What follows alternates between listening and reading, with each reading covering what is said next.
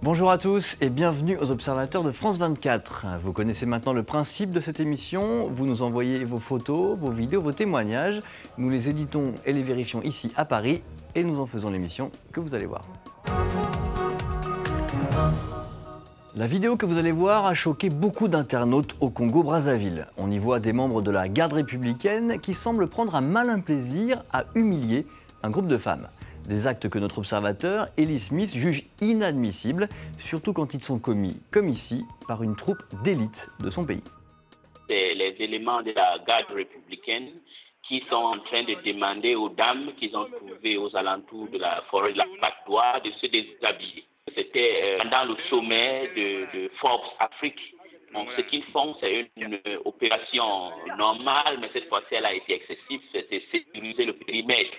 La forêt de la Patte d'Oie, c'est une forêt qui est souvent visitée ou qui est utilisée par les travailleurs sexuels ou prostituées. Ce n'est pas sûr que c'est des prostituées. Ça peut être les dames qui allaient au champ, ils ont eu la malchance de rencontrer des éléments indisciplinés de la garde républicaine. Et en plus, on leur demande de marcher et passer là où il y a ces zèbres. Ce sont des zèbres qui grattent. C'est un corps d'élite de l'armée congolaise. Ils ont une réputation bien, mais malheureusement, on doit souligner ici qu'il y a beaucoup d'entre eux qui, à tout moment, brutalisent la population. Mais on va les punir parce qu'ils veulent maintenant professionnaliser l'armée, y compris les corps d'élite comme la garde républicaine congolaise. En tenue, vous ne devez pas vous permettre de tout faire.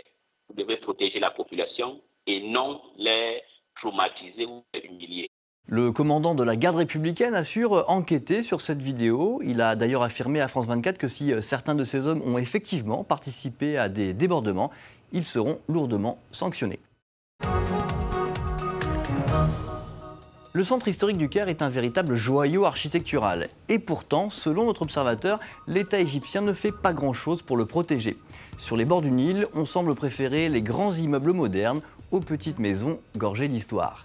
Sauvons le Caire historique, le cri d'alarme poussé par notre observateur Mohamed El Chahed. Le Caire historique est la troisième capitale fondée durant l'ère islamique en 969. En 1979, tout le Caire historique a été classé au patrimoine mondial de l'UNESCO. Le problème, c'est qu'en Égypte, les maisons historiques, même quand elles datent de 3 siècles, ne sont pas considérées comme des monuments. Du coup, elles ne sont pas protégées de la destruction.